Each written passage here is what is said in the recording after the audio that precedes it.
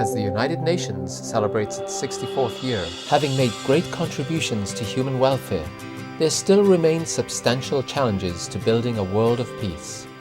Facing these challenges requires not only the cooperation of governments, but also the wider sphere of civil society with its close involvement in people's everyday lives. Peacekeeping, you can send troops everywhere and just solve the problem, But peace building is not easy.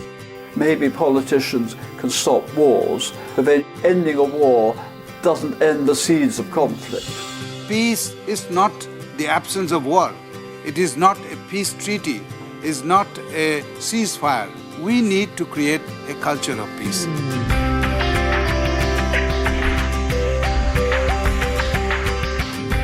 The Universal Peace Federation, a non-governmental organization, is working through its many grassroots activities and educational programs around the world. We want to try to understand, is there a fundamental cause which is at the root of all conflict?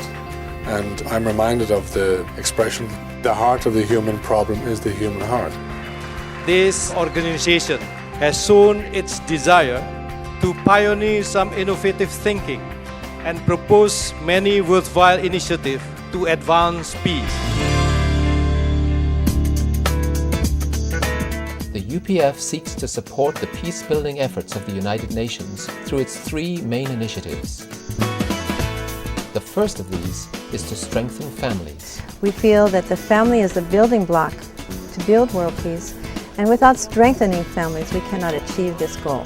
Everything that you learn is inside the family. And if you learn happiness, if you learn love, if you're experiencing that, then automatically you're going to share that with whoever you meet outside of the family. Many of the UN MDGs are directly connected to the well-being of women and families. Any peace building in any country will start with mothers. You change the mothers, you make the mothers understand, definitely peace will be there. My message to every woman in the world is to keep the faith and be who you are. Make sure you do your choice, because we have a freedom. We also emphasize the role of young people and convene programs that encourage responsible leadership to help secure a peaceful future.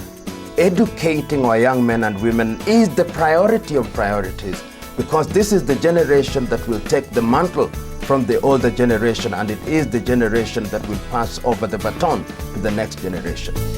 The purpose of the International Young Leaders Summit is to bring young leaders from all around the world who have passion for bringing peace and development. We must appreciate the role of building synergy, that this becomes strength for young leaders. Without building synergy, then it is difficult to attain the MDGs. I think it's about time that we came together as young people and just got involved in peace-building initiatives around the world. The second initiative is service, which we believe to be important, not only in building good character, but also as a means to achieving many of the United Nations MDGs. We believe that service isn't just something you do because it's a good thing to do on a Saturday afternoon, but because it's a transformative agent that changes lives permanently. We came to clean Nairobi River around the Bakassi constituency because this area is highly polluted, and we wanted to involve the youth mostly. A local politician went there, and I believe he was actually moved by what he saw, by the work that was going on.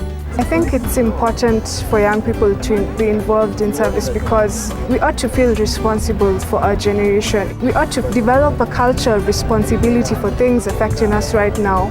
We are developing a new generation who would say no to violence, who would say no to injustice.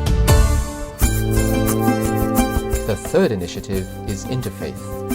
We consider it essential that religious leaders work together in building peace. Religion's principal purpose is to advocate brotherhood of men, and if you are brothers, you don't fight against each other, you have to live in peace. The prerequisite for a good dialogue can only be a common frame of reference where the partners in dialogue are sharing the same core values. We should try to bring together the great cultures of the world through interfaith dialogue, to prevent a clash among civilizations or to prevent a clash among religions. We advocate strengthening the voice of religion and spirituality within the UN system, and in the year 2000, UPF's founder, the Reverend Dr. Sun Myung Moon, advocated the establishment of a spiritual council at the UN.